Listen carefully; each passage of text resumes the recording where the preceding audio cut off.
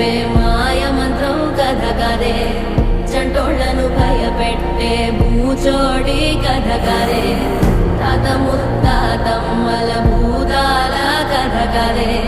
విక్రమాదిత్యుడు చెప్పిన వేదాళుడి కథ కదే, దీపము నుండి బియ్యం వచ్చే అల్లావుద్దీన్ కథ కదే, ఇది ముడత చర్మం ముసలి చెప్పే కథ